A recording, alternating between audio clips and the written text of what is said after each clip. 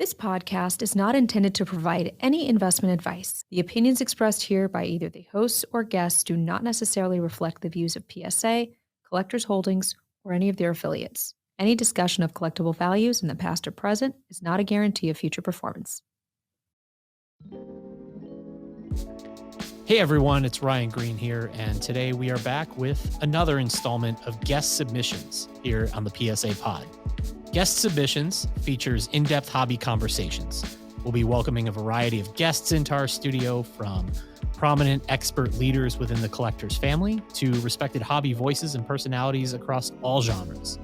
The goal here is to inform and entertain from several different angles, whether it's discussing product developments and enhancements that improve the PSA customer experience, or just simply talking shop and collecting from different perspectives. Collectors of all levels and experience will enjoy what lies ahead. Joining us is Ryan Sabga, who heads up our Funko Pop authentication and grading operation here at PSA. It launched in late 2022 and has proven already to be a hit with collectors of the popular vinyl figures that feature TV and movie stars, athletes, TCG and anime characters, and much more. We're going to not only discuss the benefits of this service, but also its future here at PSA, and tips and tricks for customers as you begin to submit Funko Pop figures for authentication and grading. Ryan, thanks for taking the time to join us here in the studio. Thank you for having me, Ryan. It's fantastic to be here. So, as we have guests come into this show for guest submissions, especially if you're here for the first time, we like to introduce our audience to you as a collector and your background. You've been with the company here for about 2 years now, but you have a very eclectic collecting background. So talk a little bit about that. I do. I came to collectors in 2021. I've been collecting for quite a long time before that.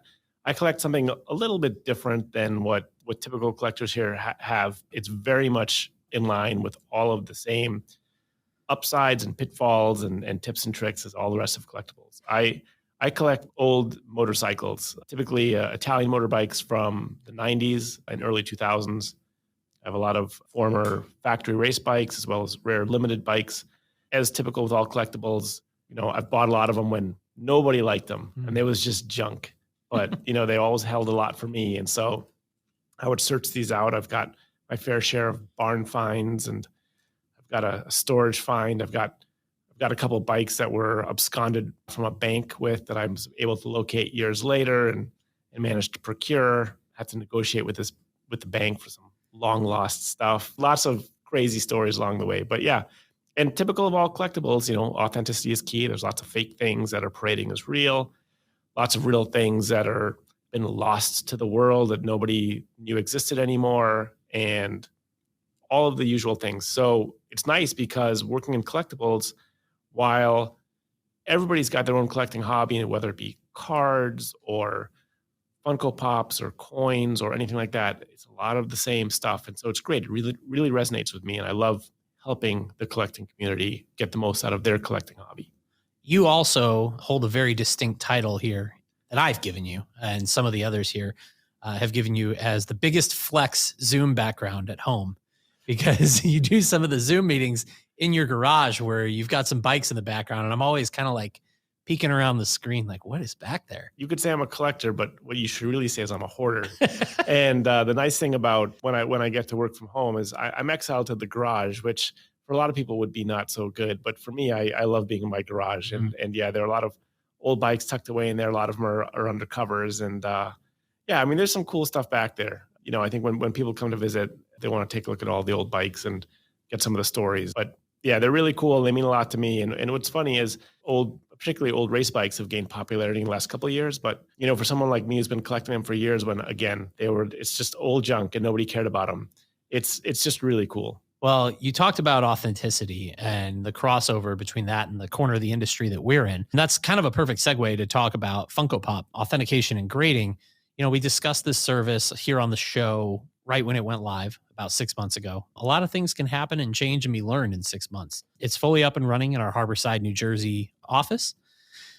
But just in general, what have been the biggest key learnings in the first 6 months from PSA's end since diving in fully into authentication and grading of these really, really popular figures? Well, it's interesting that you should ask that, because when we started putting together the bones of the Funko Pop grading business, we anticipated it to be more or less like the other collectible businesses. What are the issues that collectors are facing? Authenticity is always the key, right? Like, how do you know if what you're buying is real? And it's usually very binary. Things are real or not real. With Funko Pops, we have seen so many. To say fake is, I think, the easy word. I think the real thing is how many altered pops there are. I mean, there are so many issues with somebody who's collecting pops today would have.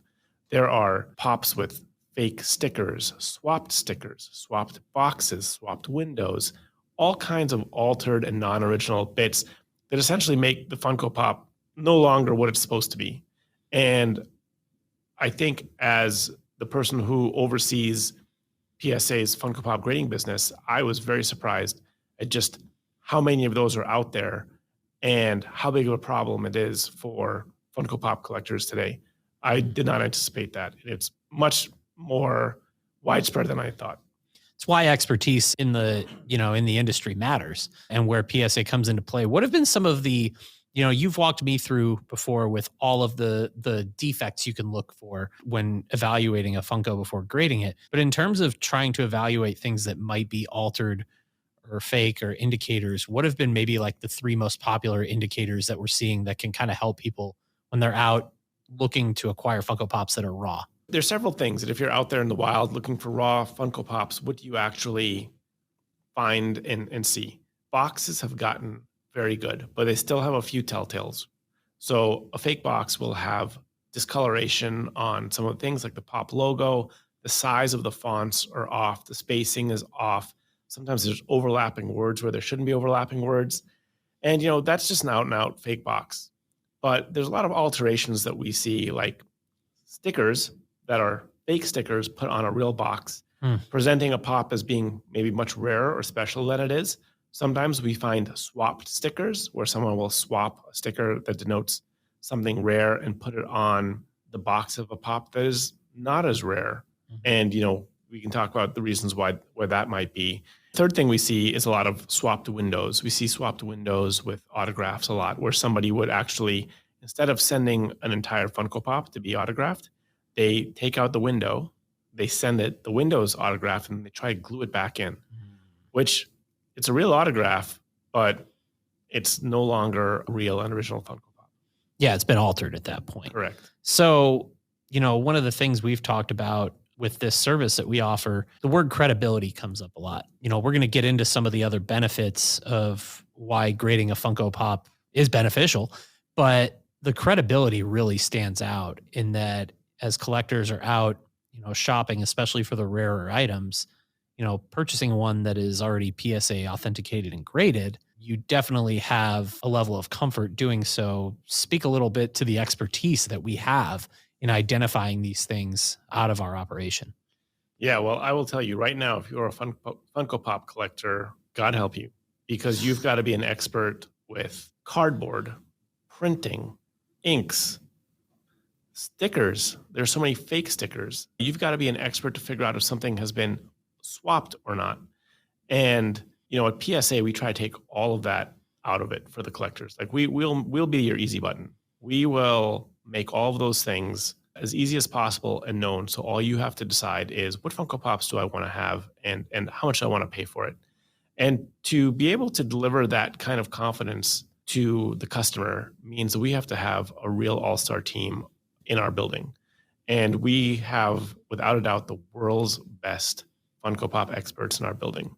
And these are people who have been obsessed with Funko Pops for a long time, people who have seen all kinds of pops. I would say more than maybe all but 5 people in the world, kind of thing. Like a level of experience that is almost unreal at times. And we've taken all of that, we've added in our PSA methods and processes in order to button it up and tighten it up and bring it to a finished product that I think really delivers to the Funko Pop collector and the customer today. Another benefit we're seeing of this service, especially in, for collectors, no matter whether you're collecting them to display them, collecting them to potentially swap, sell, whatever. We're definitely seeing some impact on the secondary market with, it's no different than cards, right? A card can have added value potentially being in a PSA holder compared to what it might have raw on the secondary market. How does that compare to what you've seen in that area so far with Funko Pop? Yeah, I think it's really rewarding to see, because what it says is that people have a lot of confidence in our product, as they should have. Look, if somebody really wants something, but they don't know if it's real or not, they're not going to be very excited about spending whatever they think it's worth, right? If they're 50-50 on how real it's going to be, they're going to spend a small amount in case they're wrong. When we take all that guesswork out of it, I think it creates a very, very pure market, right? People can take things at face value. If it's in a PSA holder and it's a Michael Jordan alternate jersey Funko Pop, it's something that they know it's real, and they're like, I've always wanted this. This is in great condition. It's a 9 or it's a 10. Like, what's it worth? And they don't have to wonder, like, boy, what if I'm wrong and it's not real? That we take that out of it. So as a result, we have seen a big surge in prices because the confidence that people have in their buying decisions is substantial, especially compared to raw Funko Pops or what the world was before we started grading Funko Pops. Has there been a sale or two where you saw the APR, the auction price realized, and you just went, whoa? Yeah, there's been some sales recently on a couple channels, eBay and whatnot in particular, where these aren't even 10s, but these are rare Funko Pops, like some Freddy Funkos in 9s. That, by the way, there are a good number of fakes of those. A certain Freddy Funko that was an 8.5 sold for probably 5 times what it would be if it were ungraded. And it's, again, speaks to the level of confidence that people have in a PSA product. I mean, we really work hard to deliver the best possible product to collectors, and it shows. And it shows up in places like that. Just having your Funko Pop authenticated and graded by PSA in a PSA holder brings tremendous value and peace of mind and confidence into what you have. And it's reflected in several ways, price being one of them. It's funny you talk about Funko Pops at grades below a 10 selling for big prices. This kind of, I think people are getting wise to the fact that getting a 10 on a Funko Pop compared to a card, immensely more difficult. Oh, yeah.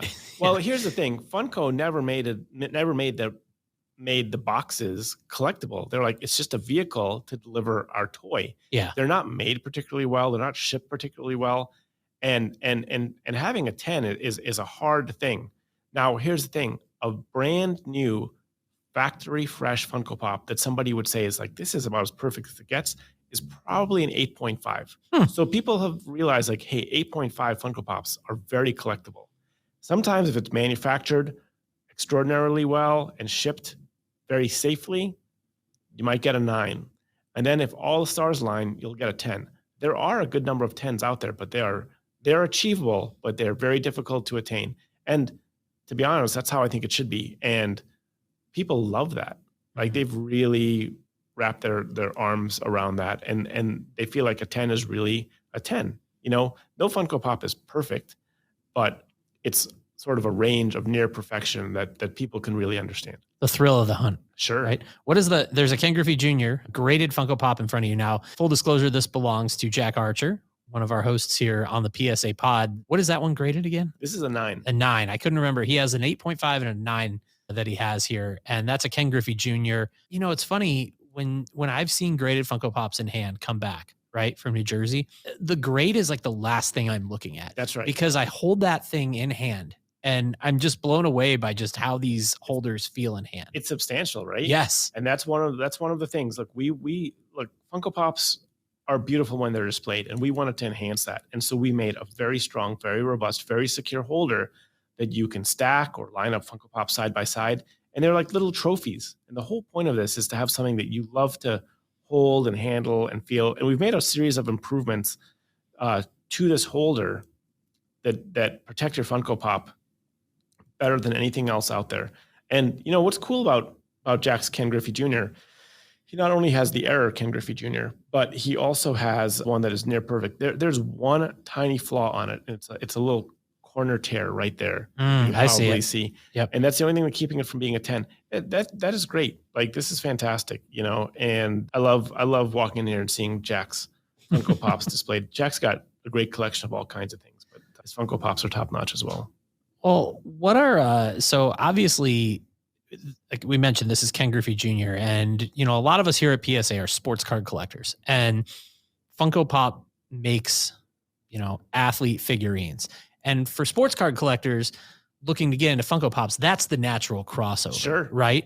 But the more I've learned, it's such a small percentage of the overall population of Funko Pops out there. So like, what are some of the coolest ones you've seen, and what have been maybe the most popular genres and categories of submissions that we've seen so far? Well, one of the cool things about Funko Pops is that there's something for everybody, whether you like movies or TV shows or bands. There are so many amazing Funko Pops of so many things. I mean, the things that personally appeal to me, I have been trying to get autographed Funko Pops and I have autographed Funko Pops of different things. Like I have some of my favorite bands. Like I have every member of the Police. I have the two surviving members of Run DMC signed Funko Pops. But one of the things that's really cool about it is movie stuff. I'm trying to get signed Funko Pops of the 4 Rocky protagonists. So I'm trying to get Sylvester Stallone, and there's several Rocky Funko Pops. Yeah. The one I'm trying to get is him holding a chicken. It's a pretty cool Funko Pop. I'm trying to get him. I'm trying to get Carl Weathers on an Apollo Creed. Yep. I'm trying to get Dolph Lundgren with Ivan Drago. With the Ivan Drago, and I'm trying to get Mr. T. Clubber Lang. And it is hard. It is really hard. But I mean, I think having like the 4 of those lined up, all in nice high grades and autographed, would be sort of a holy grail type situation. But there are so many cool Funko Pops that have so many cool things. There's serial characters. Like if you like Lucky Charms, there's Lucky the Leprechaun. There's TV characters. There's movie personas. It's amazing. And there's something for everybody. And I think that's one of the things that makes Funko Pops so appealing, is that you can't pigeonhole them into one particular category. It's funny. I have 2 Funko Pops at my desk that actually came as a dual pack. They're out of the box. I have a sealed one at home, but Wayne's World is one of my favorite movies ever. And it's Wayne and Garth, but in the Chicago Blackhawks uniforms with the hockey sticks when they're playing in the street. Yeah. So yeah, the crossover and like the stuff that you see out there is unbelievable. Like Mad Men is one of my favorite TV shows, and there's some incredible Mad Men Funko Pops. So it's an easy rabbit hole to find yourself going down. That's the thing, right? It's easy to get like excited about them and into them, and then once you start adding, like, how do I go? The different directions. You can do autographed or non-autographed Funko Pops. You can collect like one character in several configurations. Yep. There's a million ways to go, and it's super cool. They display incredibly well, and it's really nice for a collector of any sort of sport card or trading card, like the TCG characters. There's Funko Pops of so many of them, and you can go so many ways. I think they're fantastic.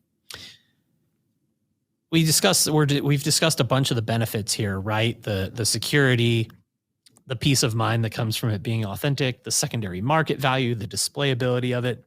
Are there any benefits to this service that maybe you didn't anticipate when we launched this that you've seen come to light? Yeah, I mean, one of the things that, again, I was surprised at how many altered pops that there were, and people treat sending their Funko Pops to PSA and getting them holdered as like kind of locking them away. You're locking away the condition, you're locking away the authenticity, and there's a lot of peace of mind that comes with that I think is a little unique compared to other collectibles. People really love sending them to us, getting them back, displaying them, and sometimes, kind of after my own heart, hoarding them. We've talked to a couple of people who are like, yeah, I get them back and I tuck them away, and I love how they come back in these beautiful boxes with a nice cotton wrap on them from us. And like, I just take a look at the grade and I keep them tucked away, and I love knowing that they're there, which is kind of crazy to me because everybody else wants to display their stuff, and these display beautifully, but sometimes people just love to have them secured and locked away, and knowing that that's the case. We're 6 months in. It's proving to be very popular. Let's just kind of look in the crystal ball here a year from now. Even if they're minor, what advancements in this service and continuous improvements in this service are you anticipating between now and a year from now? Well, first of all, we've been asked to do a faster service. Right now, our turnaround times are, we try and get them back in under 6 weeks. People have asked to be able to pay a little bit more and get them back in half that time, maybe even a little quicker than that. So we're looking at expanding something like that. We're talking about offering customers a chance to do an in-person drop-off in our Harborside facility in New Jersey, which we're getting to the new expanded headquarters in early summer. So we would offer them that. People don't love shipping their Funko Pops, which I can understand and appreciate. People want to be able to walk in and drop them off. We're also adding the ability for some of the big Funko Pop dealers to drop off Funko Pops to West Coast and Santa Ana and have them graded there. And those are things that we're looking at rolling out over the next year that should greatly improve the service and offer more value to the customers. Speaking of value to customers, we're going to close on this. Some tips and tricks for submitters, because you've seen it all in the last 6 months. People coming up with new ways to send them, people, submitting them in some wrong ways. What are the best tips and tricks you can give to submitters when submitting Funko Pops to PSA? Sure. So a couple things to think about. And, in all of our PSA grades, we use a word to help describe the grade. Like, for example, a 9 is a mint condition. Look, think about that. If you have a Funko Pop that has a tear or a rip or whatever, you probably would not describe it as mint. So don't anticipate that it's probably going to get a 9. So people can go to Target and they can look through the racks and they can find 9s and 10s. I've seen it. I've seen it done myself. So I know that stuff's possible. I think it's important to sort of understand some of that before you submit, so your expectations are in the right place. I think every pop is worthy of submission, but people should understand like what they're submitting and what they should get back. Then when you pack it, you've got to pack it in a pop protector, and there's different ones. Ideally, you pack it in a pop protector that's at least 0.45 millimeters thick. Pack it carefully, a good amount of padding, but not too much. And if you're sending in master cases, which are factory sealed cases of 36 or 27, please double box those and put some padding between the inner box and the outer box. That stuff makes a big difference, because from a sealed case, Funko Pops are a big deal because Funko Pops don't have a seal on them like a video game does, for example. And so the only way to know if Funko Pop is brand new is to pull it out of the factory, hold in the factory case, and put it in one of our holders. So we offer something called FASC, where if you send the entire master case, so it's not the 6-pack mini pack, but the 36 or the 27, what we will do is we will verify it, put in a holder, and it gets an FASC designation on the label, which is great. So if you send in one of those, double box that and put a little bit of padding between the inner box and the outer box.